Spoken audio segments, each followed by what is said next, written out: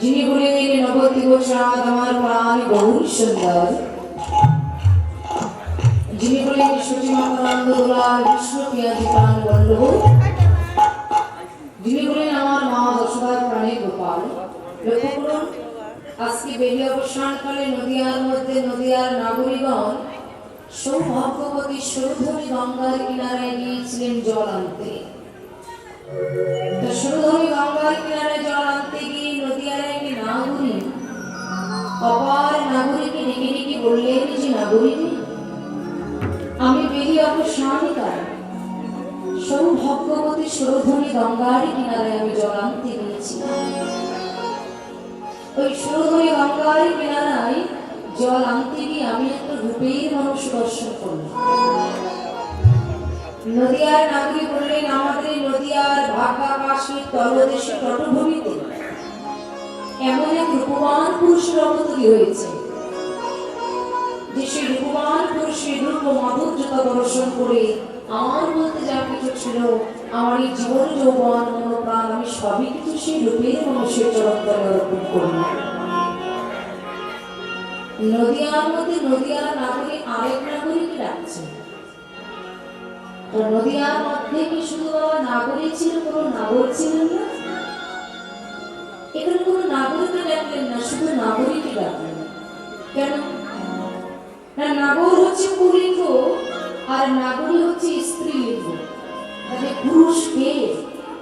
এখানে আপনারা যারা বসে আছেন বুকে হাত দিয়ে বলতে পারবেন আমি হলাম একমাত্র পুরুষ? বলে এই জগতে একমাত্র পুরুষ তিনি হলেন একজন। শাস্ত্রে বললেন, ঈশ্বর পরম কৃষ্ণ সচ্চিদানন্দ বিগ্রহ আমাদি আদি শ্রী গোবিন্দ সর্বকারণের কারণ। তিনি বলেন আমার একমাত্র পুরুষ, আর তিনি বলেন আমার একমাত্র অনাদি আদি শ্রী গোবিন্দ। তাহলে নদিয়ার নাগরিক মন দিয়ে শুনবেন। বাড়ি যাবেন নাকি? বাড়ি যাবো মন দিয়ে, যদি এই কীর্তন শুনে আপনারা কিছু বুঝতে পারবেন না, একেবারে মন দিয়ে শুনতে হবে। নদিয়ার মধ্যে নদিয়ার নাগরিক বেরিয়ে অবসানকালে সৌভাগ্যবতী সুরধনী গঙ্গার কিনারে জল আনতে গেলেন। একই জায়গায় একই ঘাট থেকে অনেক নাগরিক জল নিলেন, একই ঘাটে কলসি ডুবালেন, কিন্তু কি আশ্চর্যের বিষয় যে গৌর হরি রূপ মাধুর্য দর্শন করলেন একটা নাগরিক। একটা নাগরিক কেন গৌরী রূপ দেখলেন? তাহলে একই ঘাটে কলসি ডুবালো, একই জায়গায় জল নিল, তাহলে একজন দেখলেন কেন? অন্যান্য যারা নাগরিক ছিল তাদের তো চোখ বন্ধ ছিল না, তাদের তো নয়ন ছিল, তাহলে নয়ন থাকা কালীনে তারা কেন আমার গৌর হরি রূপ মাধুর্য দর্শন করলেন না? ওরা বুঝতে পারছেন তো? মনে করেন আপনারা কোনো নদীর কিনারায় জল আনতে যাচ্ছেন, আপনার একা যেতে ভালো লাগবে না, 4-5 জন বান্ধবী মিলে আপনারা নদীর কিনারে জল আনতে গেলেন, একই ঘাটে জল নিলেন, একই জায়গায় কলসি ডুবালেন। তাহলে একই জায়গায় কলসি ডুবানো হলো, একই জায়গা থেকে জল নেওয়া হলো, তাহলে ওই ঘাটে যদি, যে ঘাটে আপনি কলসি ডুবালেন সেই ঘাটে যদি কোনো মানুষ থাকে, আপনারা যে কজন গেছেন সবাই দেখবেন না একজন দেখবেন? সবাই দেখবেন। কিন্তু এখানে ব্যাপারটা তাই হয়েছে, বেরিয়ে অবসানকালে সৌভাগ্যবতী সুরধনী গঙ্গার কিনারায় অনেক নাগরিক জল আনতে গেলেন, কিন্তু গৌর হরি রূপ মাধুর্য দর্শন করলেন মাত্র একটা নাগরিক।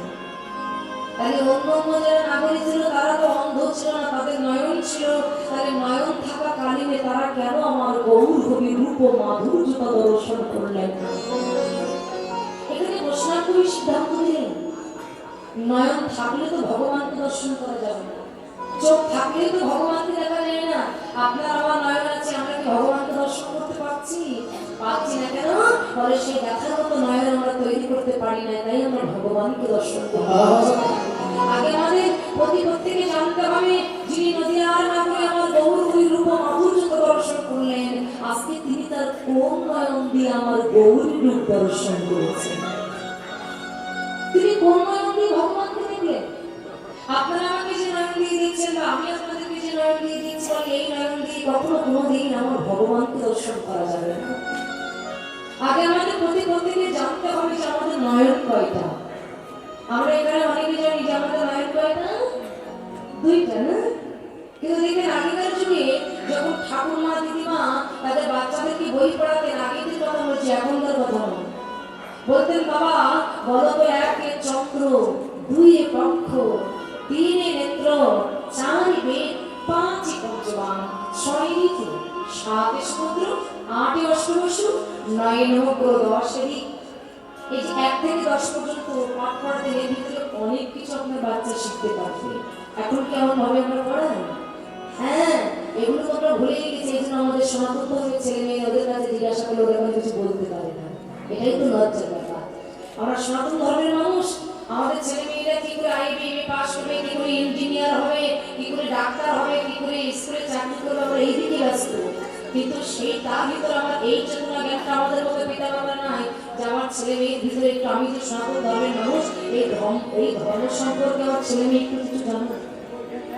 সবকিছু করার, ইঞ্জিনিয়ার ডাক্তার উকিল হতে নিষেধ করছি না, সবকিছু হবে, কিন্তু তার ভিতরে ধর্ম সম্পর্কে যেন একটু জানতে পারে। এই ধর্মের চেতনা যদি ওর ভিতরে না জাগে তবে ও কোনোদিন প্রকৃত মানুষই তৈরি হতে পারবে না। ও যতই লেখাপড়া যায় কিছু শিখুক না কেন, প্রকৃত মানুষ তৈরি হবে না। প্রকৃত মানুষ তৈরি হতে গেলে আগে তাকে শ্রীমদ্ ভাগবত গীতা, আমাদের যে বিভিন্ন গ্রন্থপতি আছে এগুলোকে অধ্যয়ন করতে হবে, ভক্ত সঙ্গ করতে হবে, সাধু সঙ্গ করতে হবে, ভক্তের বাজারে যেতে হবে, তবেই তো সে একটা মানুষ হবে। এইদিকে লক্ষ্যটা রাখবে। তাহলে এখানে বলছে এক চন্দ্র দুই পক্ষ তীরে নেত্র। আমরা অনেকে জানি আমাদের নয়ন হচ্ছে দুটি, কিন্তু তত্ত্বদর্শীগণ জানিয়ে দিলেন না, আমাদের নয়ন হচ্ছে দুটি নয়, আমাদের নয়ন হচ্ছে 3টে। আপনারা প্রশ্ন করতে পারেন দিদি ভাই, আমাদের যদি 3টে নয়ন থাকে তো 2টি নয়ন দেখছে, আরেকটা নয়ন কোথায় গেল? বলে আরেকটা নয়ন আছে, লক্ষ্য করবেন। যেমন ভোলা মায়ের ললাটকুর ভাগে একটা নয়ন আছে, কালী মায়ের ললাটকুর ভাগে একটা নয়ন আছে, দুর্গা মায়ের ললাটকুর ভাগে একটা নয়ন আছে, তেমনি আমরাও যে মানুষ, আমাদের প্রতি প্রত্যেকে এই ভুরুযুগলের মাঝখানে এই ললাট দেশে এখানে একটা নয়ন আছে, যে নয়নটার নাম বলা হয়েছে জ্ঞানের নয়ন, যে নয়নটার নাম বলা হয়েছে দিব্য নয়ন। এ জগতে যে ভক্তের ওই জ্ঞানের নয়ন মিলিত হবে তারাই শুধু পারবে আমার গৌর হরি রূপ মাধুর্যতা দর্শন করতে। হরিবাল হরিবাল হরিবাল। তাহলে এই জ্ঞানের নয়ন দিয়ে ভগবানের মতো দর্শন করতে গেলে কি করতে হবে? বলে এই নয়নটাকে জাগ্রত করতে হবে, প্রস্ফুটিত করতে হবে। তাহলে এই নয়নটাকে জাগ্রত করতে গেলে, প্রস্ফুটিত করতে গেলে আপনাকে আমাকে একজনের কাছে যেতে হবে। সেই ব্যক্তিটা কে জানো? বৈষ্ণব কবি বললেন, তোমার এই জ্ঞানের নয়ন দ্বারা তুমি যদি ভগবানের মতো দর্শন করতে চাও, এই নয়নটাকে যদি জাগ্রত করতে চাও, তাহলে তুমি কোথায় যাবে জানো? তুমি সেখানে যাও কোথায়? বলছি কোথায় যাবে জানো? চলো রে মন দয়াল গুরুর কাছে। একবার চলো রে মন দয়াল গুরুর কাছে। একবার চলো রে মন আমার গুরুর কাছে। ওরে একবার চলো রে মন দয়াল গুরুর কাছে। যেথা গেলে জ্ঞানের নয়ন উন্মিলিত হবে, চলো রে মন গুরুর কাছে। যেথা গেলে গেলে নয়ন উন্মিলিত হবে, চলো রে মন গুরুর কাছে। জানালে দেবে, জানালে দিবে, শিখালে দেবে, শিখাইয়ে দেবে, কৃষ্ণ ভজন শিখায়ে দেবে, কৃষ্ণ ভজন শিখাইয়ে দিবে, আর গৌর ভজন শিখায়ে দেবে। আর গৌর ভজন শিখাইয়ে দেবে। তাই তোমরা চলো রে মন দয়াল গুরুর কাছে। তোমরা আর বিলম্ব করো না গো।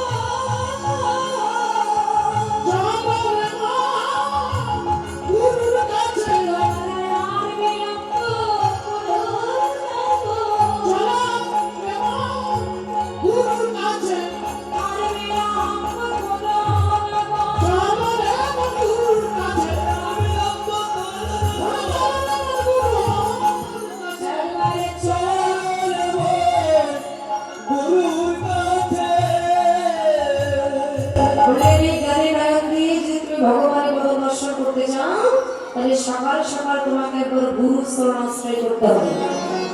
তাহলে গুরুকে গুরুকে বলে এই জগতে সেই হচ্ছে গুরুকে না বহু শুদ্ধ অন্ধকার বহু শব্দে আলো, যিনি অজ্ঞানে তিনি অন্ধকারের মধ্যে আমার জ্ঞান চৈতন্যর বাতি ধরান, তিনি হলেন আমার পরম দয়াল শ্রী গুরুদেব। বলছে যিনি আমাকে অন্ধকার থেকে আলোর সন্ধান দিতে পারেন, বলছে যিনি আমাকে অন্ধকার থেকে আলোর সন্ধান দিতে পারেন, তিনি হলেন আমার পরম দয়াল শ্রী গুরুদেব। এই সংসার মধ্যে আমরা সততই মরছি, এই মরণ থেকে যিনি আমার উদ্ধার করতে পারে তিনি হলেন আমার গুরুদেব।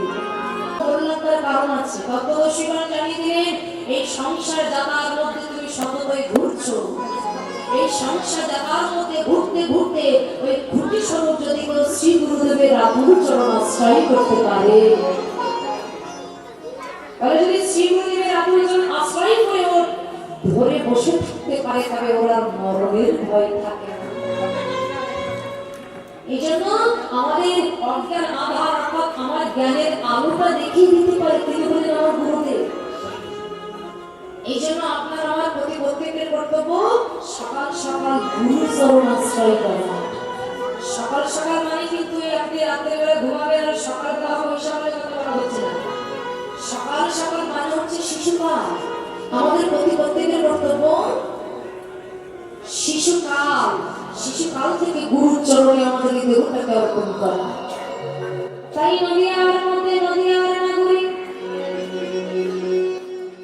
নাগরিকে কে বলছে নাগরিকে অনাগরিক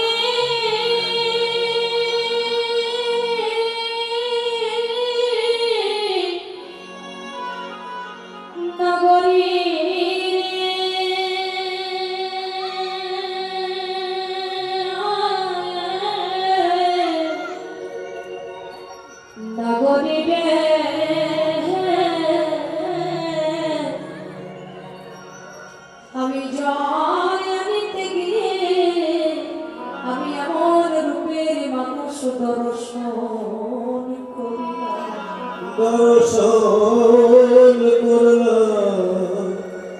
ওই রূপের মানুষ দর্শন করি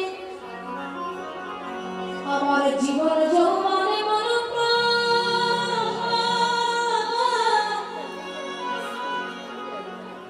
আমি জন্মের মতো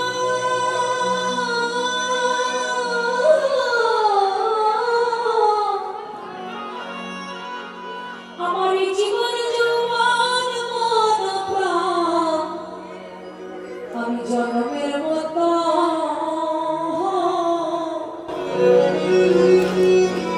আমার গৌর চরণে আমি সব দিয়ে দিলাম।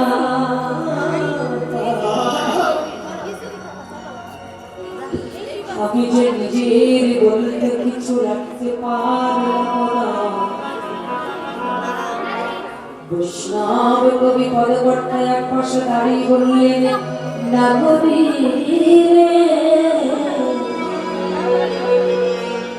ওই রূপের মানুষ যে একবার দুই নয়ন করে দর্শন করেছে এই জগতে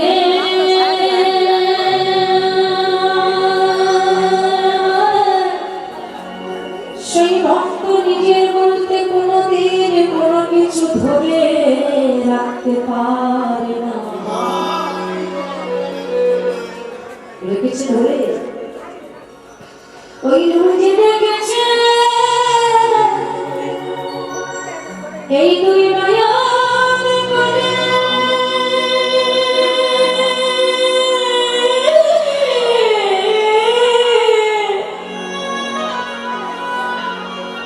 ওরে সে তো ভুলিবে না এই জীবন দিলে, ওরে জীবন দিলে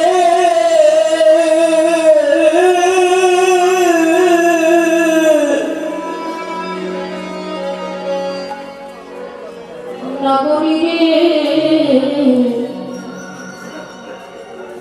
গৌর বদনটা এমনই বদন যে দেখেছে একবার এই দুই নয়ন করে রাজার রাজত্ব থাকে না, মানির মানে থাকে না,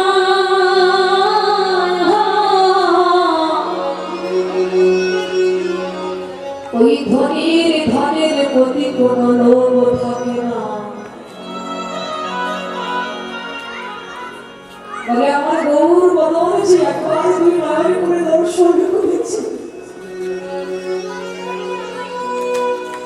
এই জগতে কত রাজা তার রাজত্ব ভুলে গেছে, মানি তার মান ভুলে গেছে, হরি তার ভক্তি ভুলে গেছে,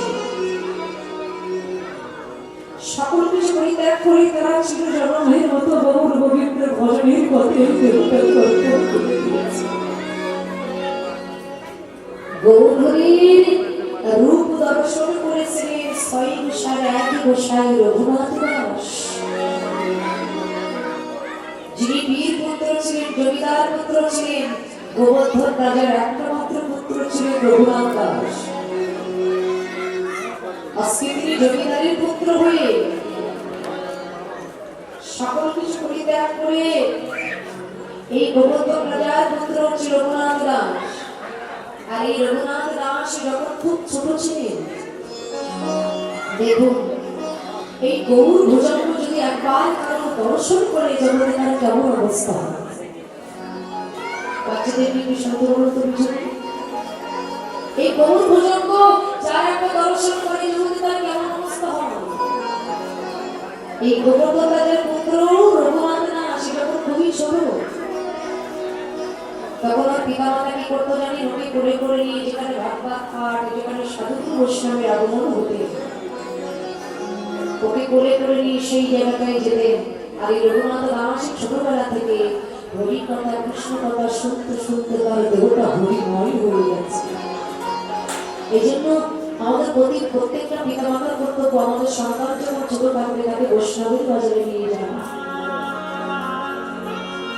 রঘুনাথ ওই ছোটবেলা থেকে হরি কথা কৃষ্ণ কথা শুনতে শুনতে বাবা ওর দেহটা হরিময় হয়ে গেছে। জানেন এই কৃষ্ণ কথা শুনতে শুনতে রঘুনাথ খাইতে শুইতে উঠতে বসতে কৃষ্ণ ছাড়া আর কিছু জানে না, গৌর ছাড়া সে আর কিছু জানে না। এই রঘুনাথ যখন তার 12 বছর বয়স হয়, 12 বছর যখন বয়স হয়েছে, তখন এই রঘুনাথ দাস একদিন তার মায়ের কাছে প্রশ্ন করলেন, মা বাবু তোমার কাছে একটা প্রশ্ন করবো না? বলে কি প্রশ্ন? বলে আচ্ছা মা, যাকে কেউ কখনো কোনোদিন দুই নয়নে করে দর্শন করে না, কিন্তু তার নাম শুনে ভক্তরা কেঁদে ধুলাই করে হয়ে যায়। আপনি আমরা কি ভগবানকে দেখেছি? কিন্তু তার নাম শুনে তো কেঁদে ধুলাই করা হয়ে যায় ভক্তরা। রঘুনাথ তার মায়ের বর্ণনা জড়িয়ে ধরে প্রশ্ন করলেন যে মা, এই দুই নয়নে করে যাকে কেউ দর্শন করে নাই, শুধু তার নাম শুনে ভক্তগণ ধুলাই গড়া গড়ে যায়। বাবু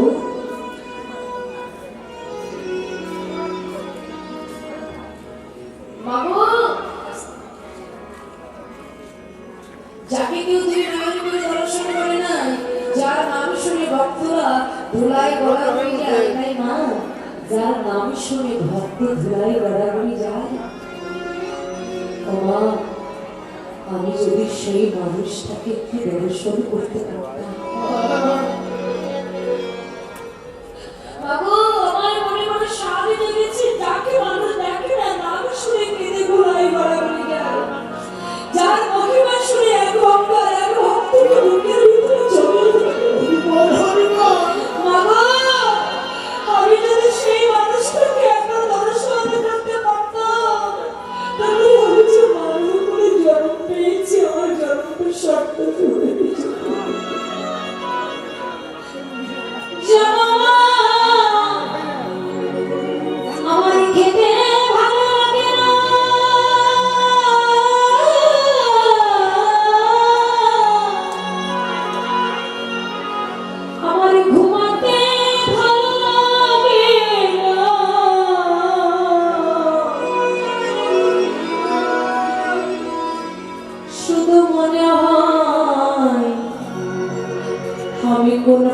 গেলে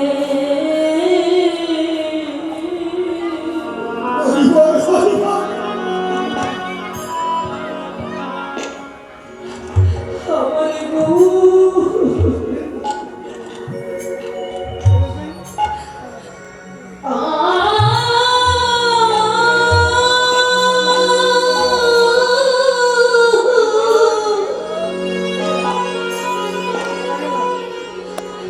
আমার গো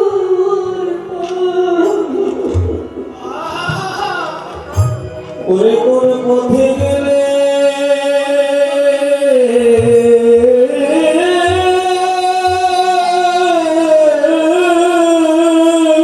হরিবল হরিবল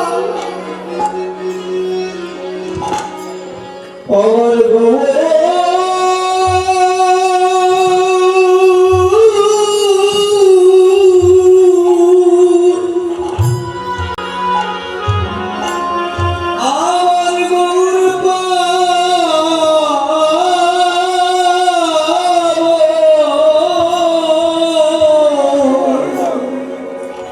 ওমা কোন পথে গেলে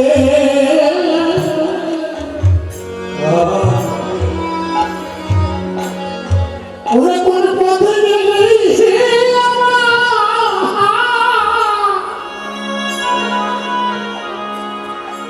আমার গৌর বাবা তুমি জানো যদি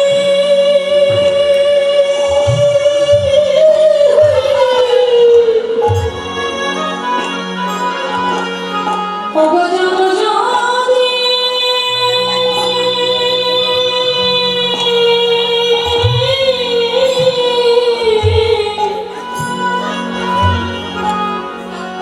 আমার দানা বলে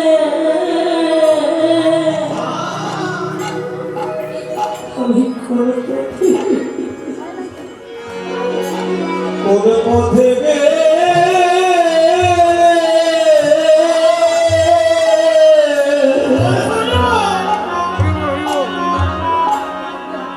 আমার গো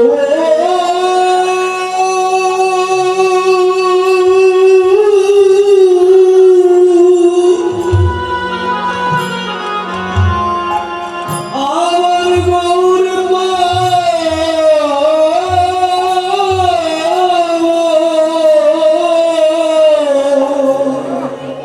ও তুমি জানো জানি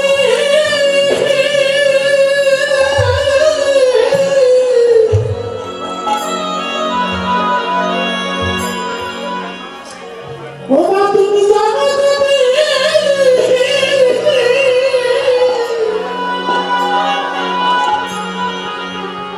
বলো মা গো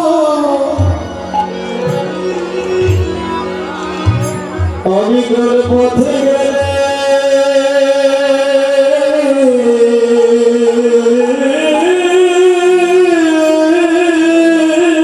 হরিবল হরিবল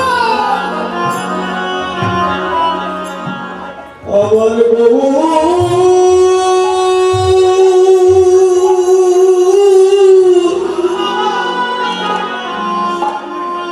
আমার গৌর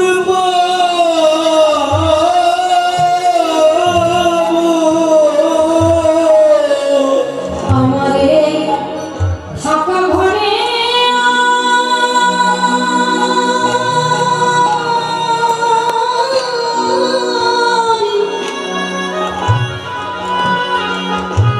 এই ফাঁকা ঘরে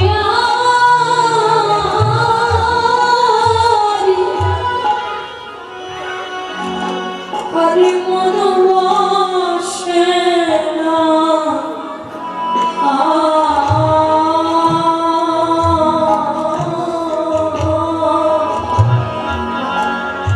বলো বলো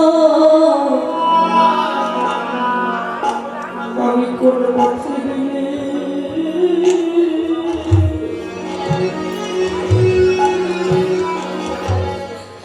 আমার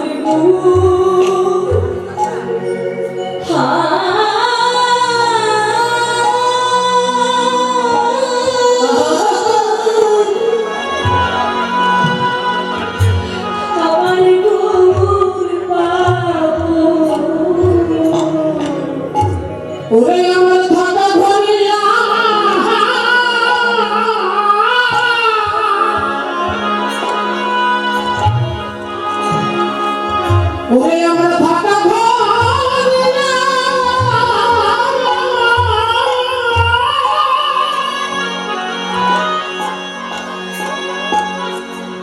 ওরে আমরা থাকা ঘরে না।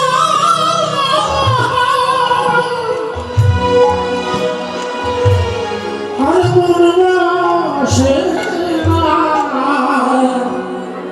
আমি কোন পথে গেলে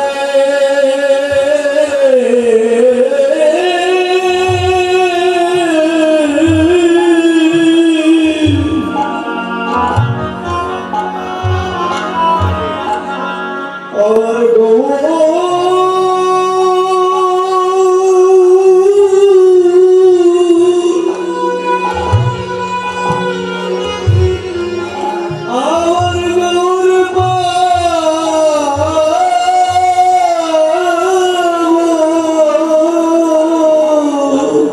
রঘুনাথের লাশ মাকে জড়ায় ধরে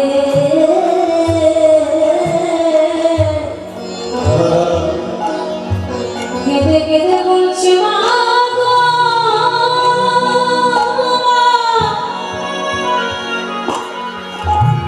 মা গো।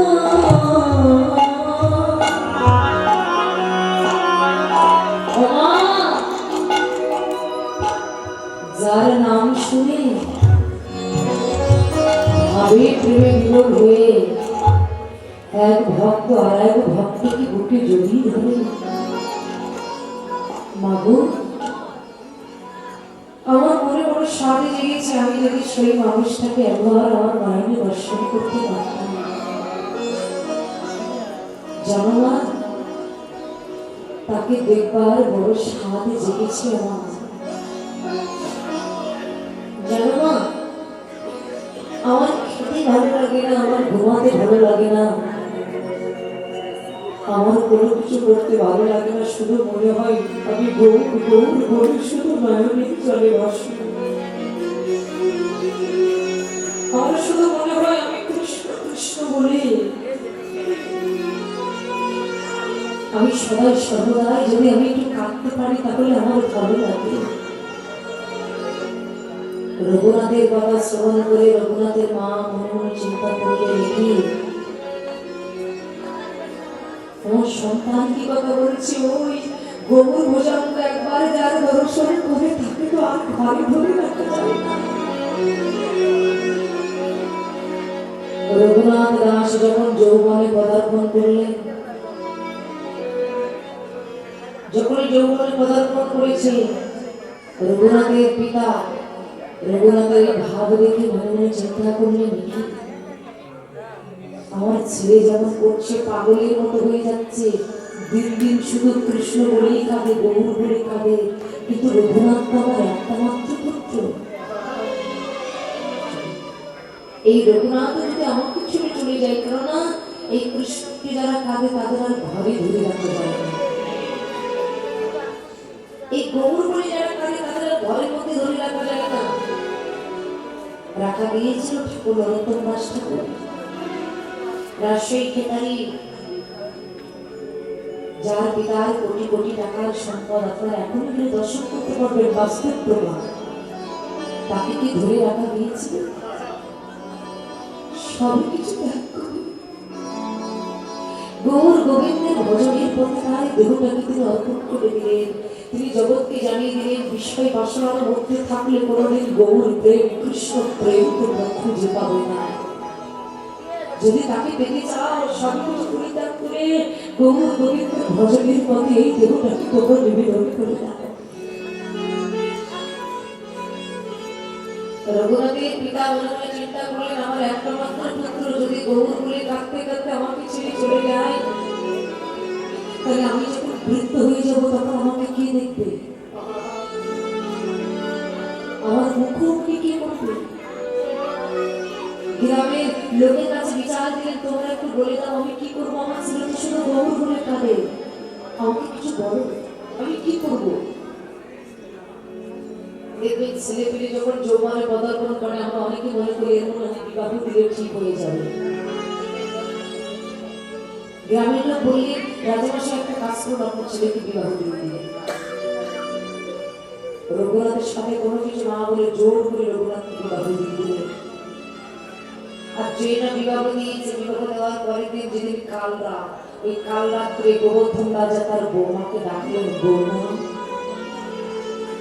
এদিকে এসো। বৌমা যখন এসে দাঁড়িয়েছে, বৌমাকে ডেকে বলছে, যাবে বৌমা, আমার ছেলে কতদিন ঠিক মতো খায় না, আমার ছেলে কতদিন ঠিক মতো ঘুমায় না, শুধু গৌর গৌর বলে নরমে চলে থাকে। আমার এই একটা মাত্র ছেলে ছাড়া আমার আর কেউ নেই। তুমি আমার বৌমা, আজকে এই রাত্রে তোমার কাছে আমি কিছু চাইবো, তুমি আমায় দেবে? কি দেবো বাবা? বৌমা, তোমার ওই ভালোবাসার বাঁধনে আমার ছেলেকে তুমি আমার ভাবে বেঁধে রাখবে, আমার ছেলে যেন আমাকে ছেড়ে চলে না যায়। কাল রাত্রে পরের দিন চলে গেল ফুল সজ্জার আকাশ। ফুল সজ্জা রাতে আত্মীয় স্বজন পরিজন সবাই সুন্দর করে ফুল সজ্জার খাটটা সাজিয়েছে, ঘরটা সুন্দর করে সাজিয়েছে, ফুল দিয়ে সুন্দর করে ঘর সাজিয়ে আত্মীয় স্বজন রঘুনাথের স্ত্রীকে খাটের করে বসিয়ে রেখে সবাই চলে যাচ্ছে। আর কিছুক্ষণ পরে গভীর রাত্রে ওই রঘুনাথ দাস ঘরের ভিতরে প্রবেশ করলেন। কিন্তু ঘরের ভিতরে প্রবেশ করে খাটের উপরে তিনি উঠলেন না, ঘরের একটা কোনায় গিয়ে একটা বাচ্চা ছেলে যেমন হাউ হাউ করে কাঁদে, রঘুনাথ ঘরের একটা কোনায় যে একটা বাচ্চা ছেলের মতো হাউ হাউ করে কাঁদছে।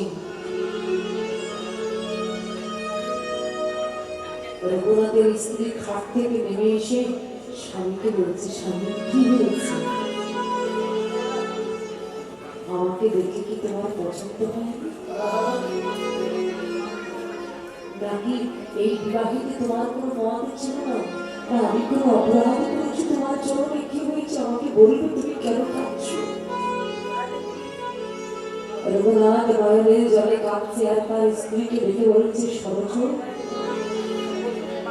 তোমার পিতামাতা তোমাকে ছোটবেলা থেকে এত বড় করে আজকে আমার হাতে তুলে দিয়েছি, আমার কর্তব্য আমার ভালোবাসাটুকু দিয়ে তোমাকে সুখী রাখা,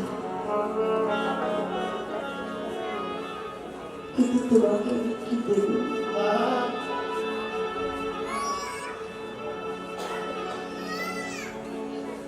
আমি যে তোমাকে দেওয়ার আগে আরেকজনের চরণে আমি সবকিছু দিয়ে দিয়েছি।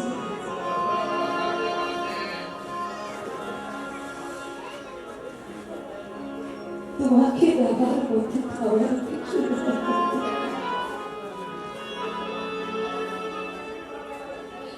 আমি তোমাকে কি দেব?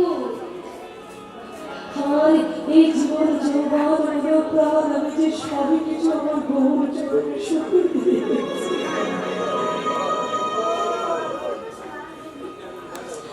আমি যে আমার মধ্যে কিছু রাখিনি, আমি যেদিন হতে ওই গৌর নাম আমার কর্মে শ্রবণ করেছি,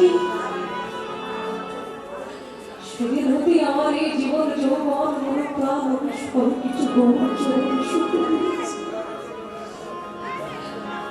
তোমাকে দেওয়ার মতো তো আমার কিছু নাই, দেওয়ার মতো শুধু আমার দেহ আছে, কিন্তু আমার মন নয়। তুমি যদি কিছু পেতে চাও আমার দেহ পাবে, আমার মন পাবে না, কারণ আমার মনটা আমি গৌর চরণে শুকিয়ে দিয়েছি।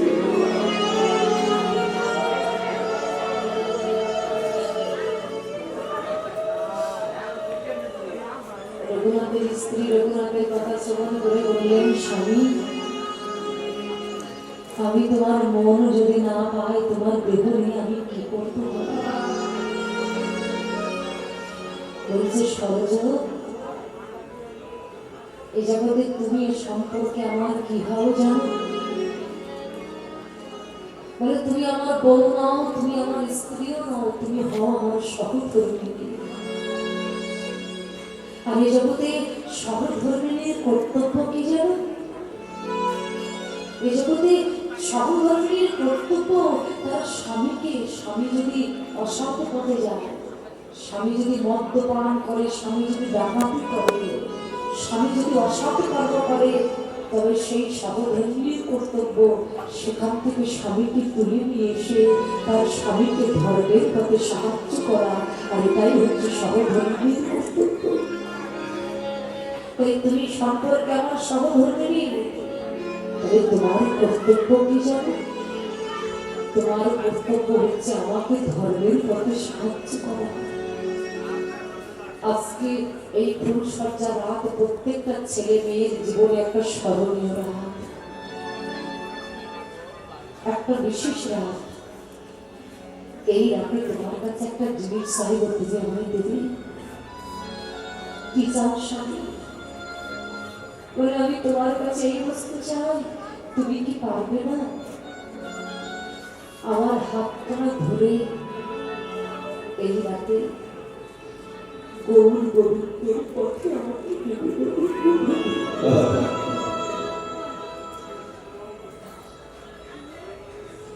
বলতে পারে? ওই মেয়েকে কি করবে? কাল রাত্রে তিনি শ্বশুর মশাই বলেছিল তোমার ভালোবাসা দিয়ে এমন ভাবে বেঁধে রাখবে আমার ছেলে যেন আমাকে ছেড়ে চলে না যায়। আর আজকে ফুলসজ্জা রাতে নিজের স্বামী তাকে বলছে তুমি আমাকে গৌর গোবিন্দের ভজনের পথে নিবেদন করে দাও। তাহলে ওই মেয়েটি এখন কার কথা রাখবে? রঘুনাথের স্ত্রী মনে মনে চিন্তা করলেন, যার মন দিয়েছে গৌর চরণে তাকে তো আর বেঁধে রাখা যাবে না। স্বামী তুমি চিন্তা করো না, আমি এই রাতে তোমাকে গৌর গোবিন্দের ভজনের পথে তোমাকে আমি নিবেদন করে রাখবো। তবে তার আগে তোমার চরণে আমার একটাই চাওয়া, তুমি চলে যাওয়ার পরে তার ভজন করতে করতে তার সাথে যদি তোমার কোনোদিন দেখা হয়ে যায়,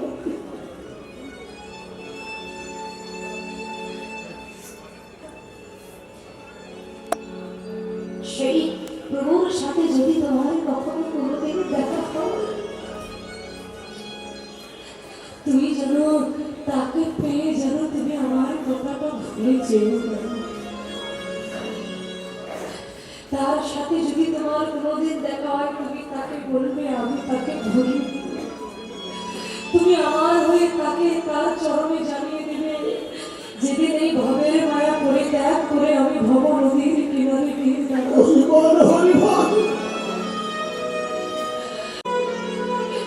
তুমি তাকে জানিয়ে দিও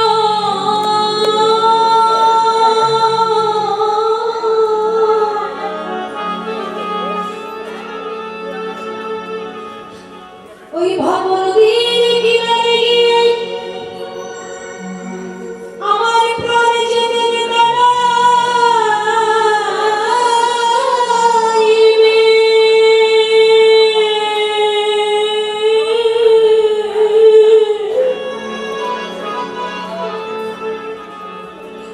সেদিন যেন গোবিন্দ আমার হাতে ধরে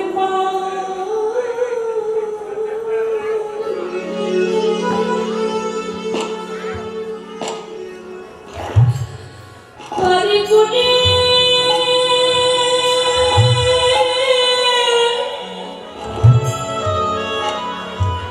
কোনে দেয় গো।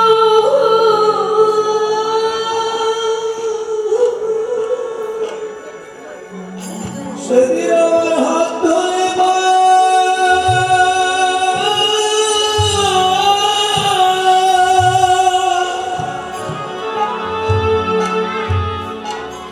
পার করে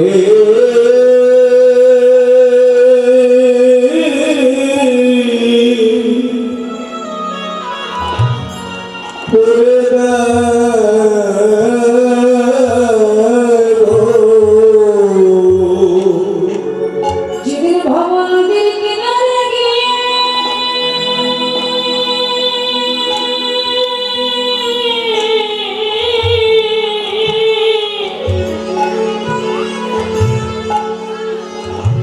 এই আকুল নিবেদন শুধু রঘুনাথের স্ত্রী নয়, এখানে আমরা যারা বসে আছি এই নিবেদনটা গোবিন্দের চরণে করে রাখো। আমরা কি কেমন করে পৃথিবীর মায়া ত্যাগ করে আমরা চলে যাবো আমরা জানি না, কিন্তু আজকে তো আমরা গোবিন্দকে জানাতে পারি। আমার খাঁচার পাখি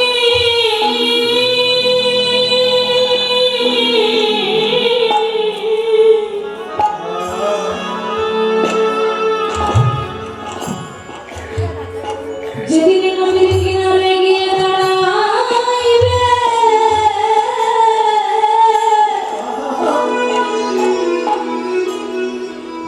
সেদিন যেন আমার হাতে ধরে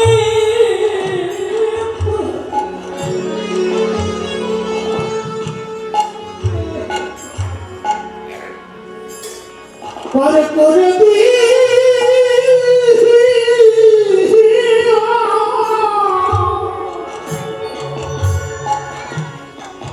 যেদিন আমার খাঁচার পাখি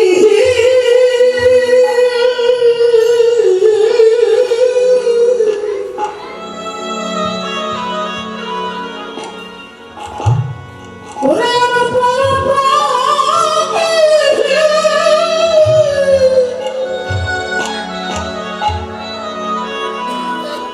ভবনদী ঘাটে গিয়ে দাঁড়াইবে,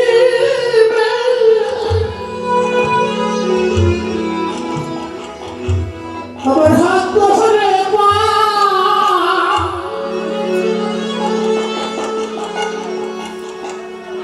তুমি করে দিও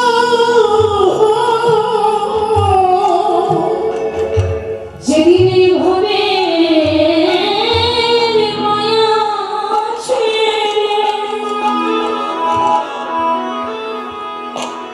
আমি নদীর কিনারে দাঁড়াইব,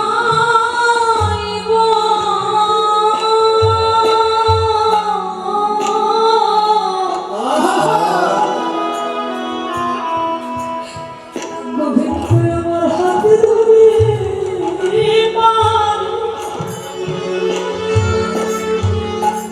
পানি পড়ে দেয় গো।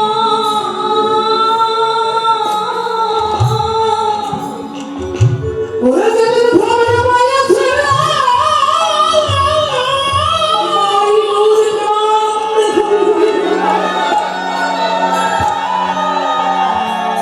ওরে ভবের মায়া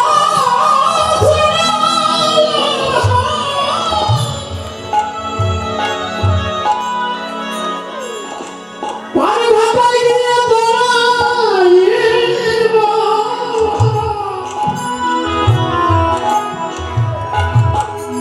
সেদিন যেন হাত ধরে পা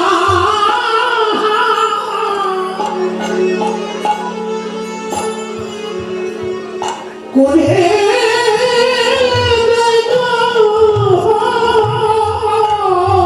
সেদিন যেন তুমি আমার কথা ভুলে যেও না। ওরে সেদিন গেল আমার কথা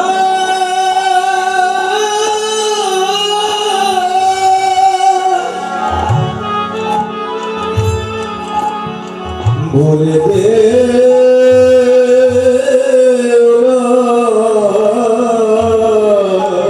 আমার গৌর চরণে আমার কথাটা জানিয়ে দিও,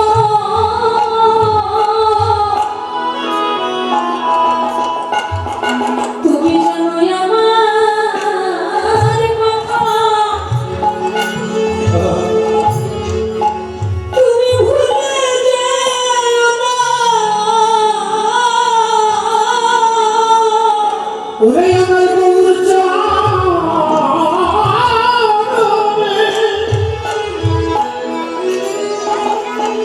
গৌর চরণে জানাইয়ে দিও,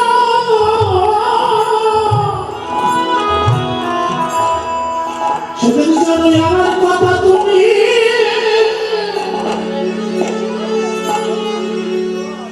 ভুলে যাইও না।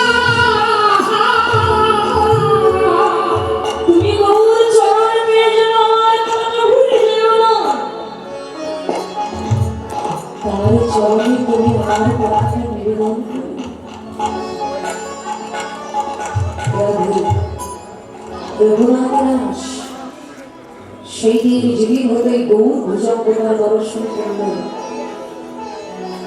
আমার ওই গৌর বদন তিনি যেদিন নয়ন করে দর্শন করলেন, তিনি তার বিষয় বাসনা গাড়ি বাড়ি ধন ঐশ্বর্য ছেড়ে দিয়ে গৌর গোবিন্দের ভজনের পথে তার দেহটাকে তিনি অর্পণ করলেন। আর জগৎকে জানিয়ে দিলেন, জগৎ ওই বিষয় বাসনার মধ্যে থাকলে কোনোদিন কৃষ্ণ প্রেম হয় না।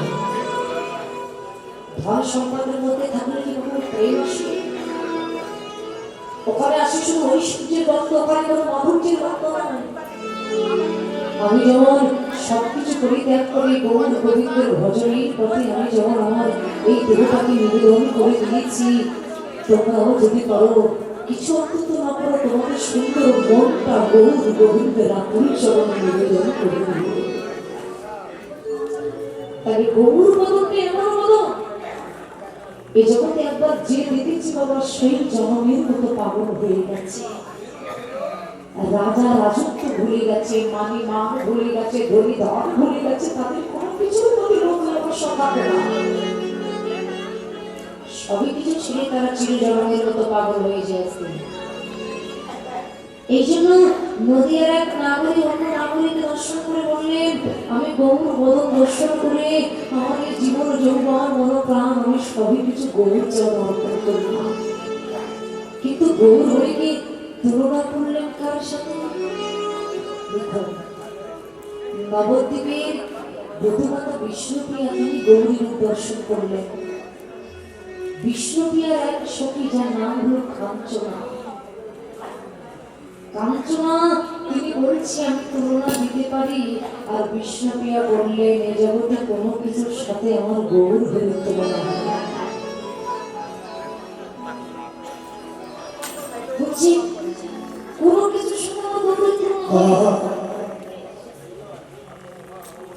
বলছে তুই বধুমাতা বিষ্ণুপ্রিয়া, সে বলছে কোনো কিছুর সাথে আমার গৌরূপী তুলনা হয় না।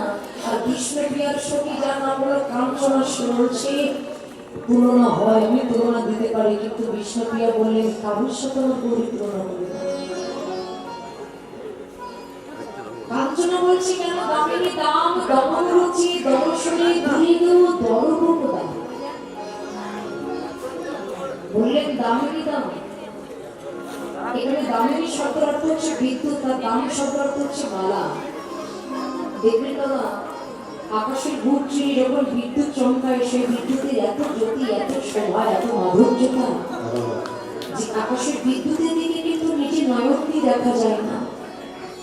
বলছে বিদ্যুতের সাথে গৌরী তুলনা হবে। বধূমাতা বিষ্ণুপ্রিয়া কাঞ্চনাকে ডেকে বললেন, কাঞ্চনা তুই বিদ্যুতের সাথে আমার গৌরী তুলনা করছিস, কিন্তু আকাশের বিদ্যুৎ যখন আকাশে চমকায়, দেখবেন যখন আকাশের বিদ্যুৎ যখন চমকায় জোরে জোরে চমকায়,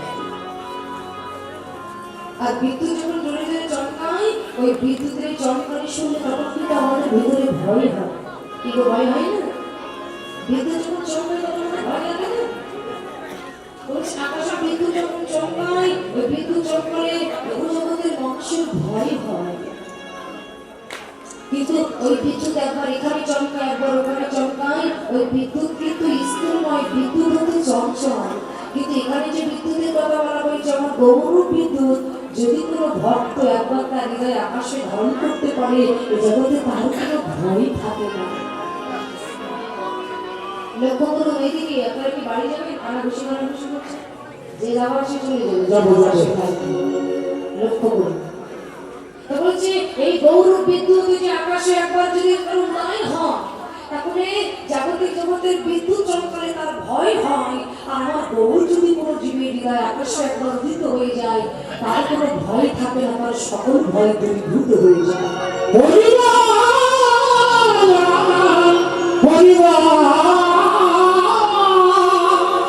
বলছে তার কোনো ভয় থাকে না। আর আকাশে বিদ্যুৎ একবার এখানে চমকায়, একবার ওখানে চমকায়, সে হচ্ছে চঞ্চল স্থির নয়। আর আমার গৌর হচ্ছে স্ত্রী।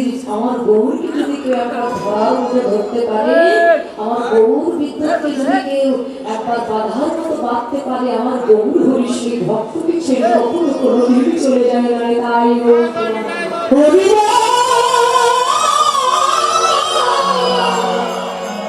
বলবে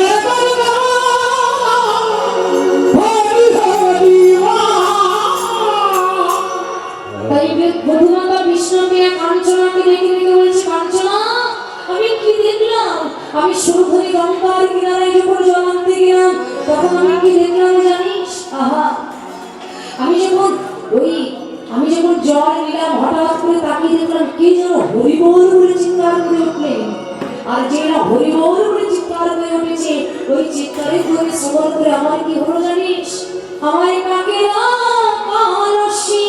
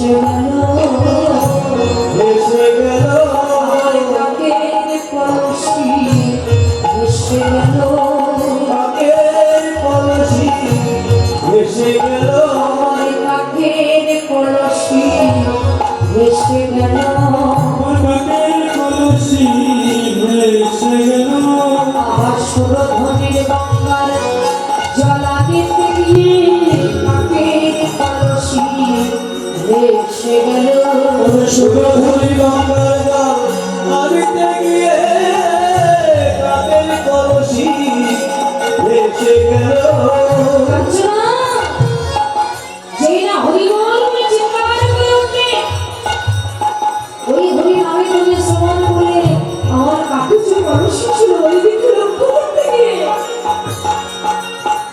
আমার ওই কাকের কলসিটা ওই সুরধরি গঙ্গার জলে ভেসে চলে যাচ্ছে।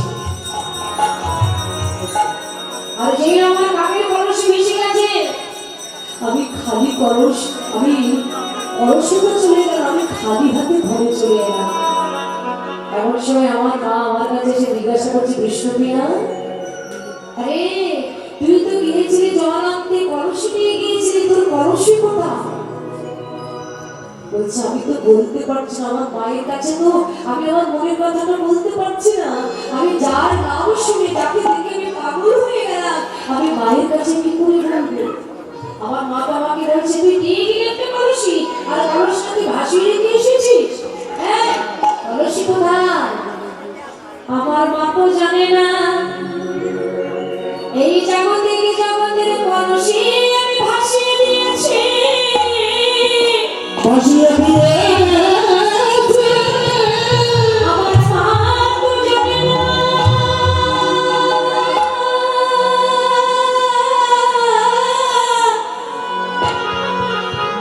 এই জগতের কলসি ভাসিয়েছি। কিন্তু আমার নয়ন কুণ্ঠ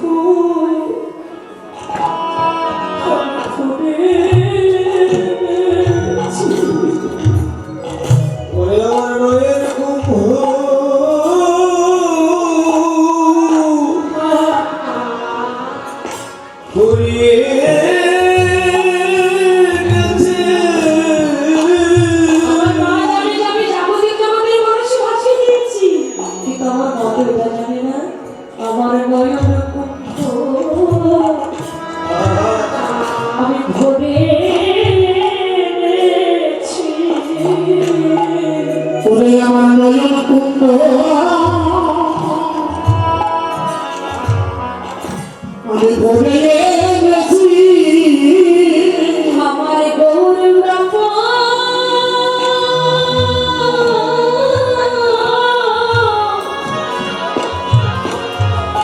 গৌর বন্দন দর্শন করে আমার দুই নয়ন আমি ভরে এনেছি। আমার গৌরবদ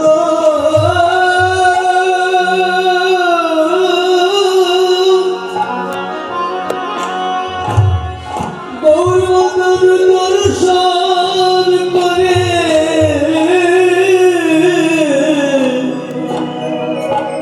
ওর নয়ন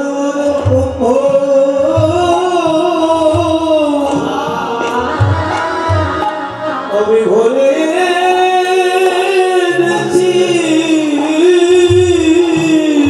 দেবতা বিষ্ণুপ্রিয়া কাঞ্চনাকে দেখে বললেন যে কাঞ্চনা আমার মা তো এটা বুঝতে পারছে না যে আমি জাগতিক জগতের কলসকে খুলে দিয়েছি,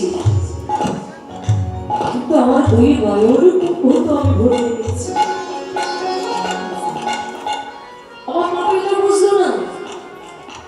সেই গৌর বদন সেই গৌর রূপ দর্শন করে আজকে আমার এমন অবস্থা। তো নদীয়ারা কি সজনী বলছে ওরে যে গৌর বদন দর্শন করে আজকে তো এমন অবস্থা, তুই তো পারিস সেই গৌরকে ভুলে যেতে, সেই গৌরকে মনে রাখার কি দরকার? নদীয়ার এক নাগরী বলছি এমন করে বললো না, তাকে দেখলে তাকে কি ভোলা যায়? এখানে বৈষ্ণব তুমি তার পদে বলে গেলে শোনো, কবল লড়া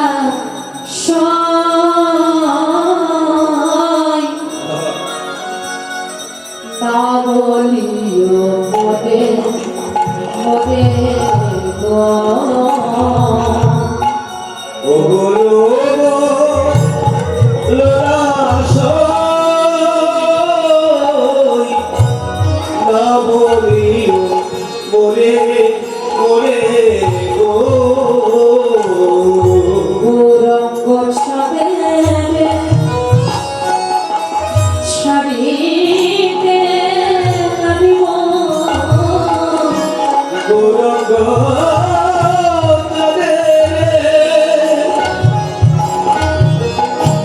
সারিতে মারিব নিশ্চয় কহিত তবে দেবদি নিশ্চয় কহিত তবে গৌরঙ্গ সাদের সারিতে মারিব নিশ্চয় কহিলু তোরে নগরী নিশ্চয় কহিলু তোরে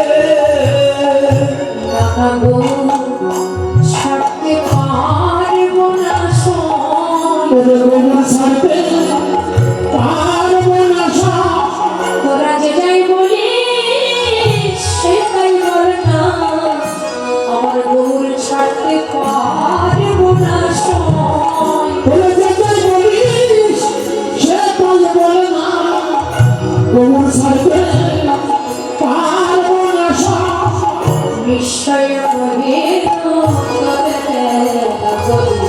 নিশ্চয় কহিল তবে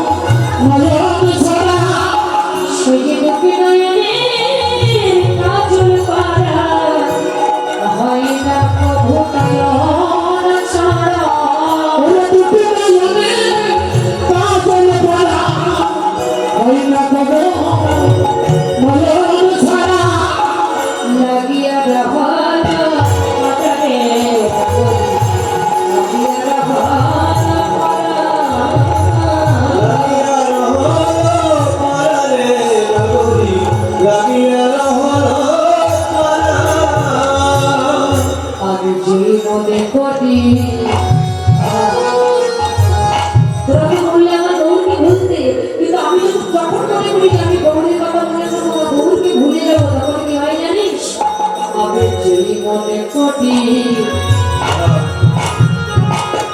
আমার গৌরাঙ্গ পার্শ্ব নয়ন মদিরা থাকি থাকি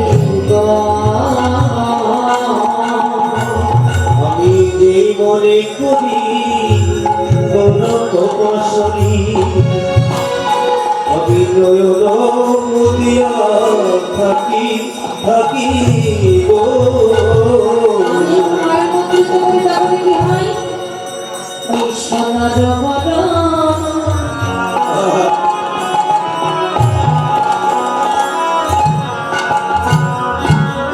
ওই পুরুষ রতন আমার হিয়ার মাঝারে দেখিলে হিয়ার মাঝারে দেখি ওরে সোনারা বলো না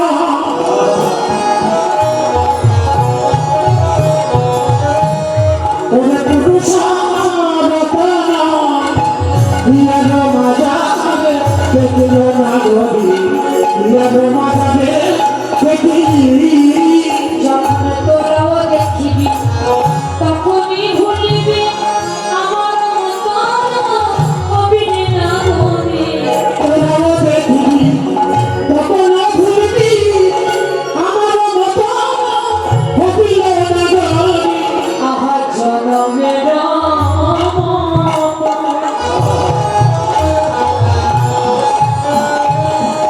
পাউলিনি হইয়া চাচিয়া যৌবন দিবিরে চাকরি চাচিয়া যৌবন দিবিরে জনমের মতো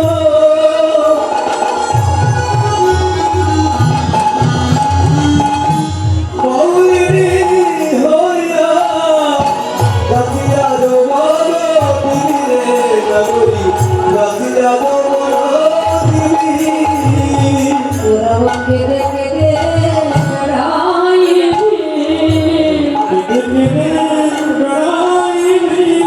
তোরা কেঁদে কেঁদে বেড়াইবি আহা গৌর প্রাণ গৌর বলে আহা কেঁদে কেঁদে বেড়াইবি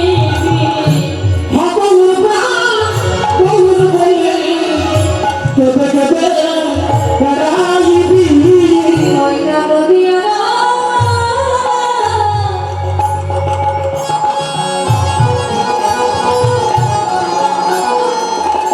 নদিয়া তারে তারে তোরাও কেঁদে কেঁদে বেড়াইবি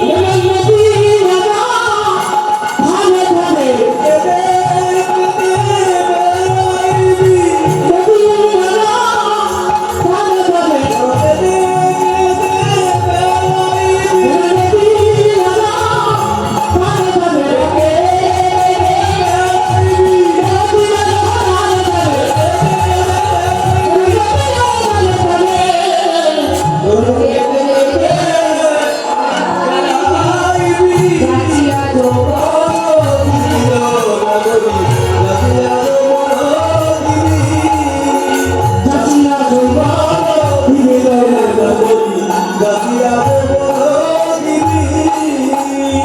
ভগবতা বিষ্ণুপ্রিয়া সখী কাঞ্চনাকে ডেকে বললেন কাঞ্চনা আমি যেমন গৌর প্রাণ গৌর বলে আমি যেমন কেঁদে কেঁদে বেড়াচ্ছি তোর আমার মতো এমন করে কেঁদে কেঁদে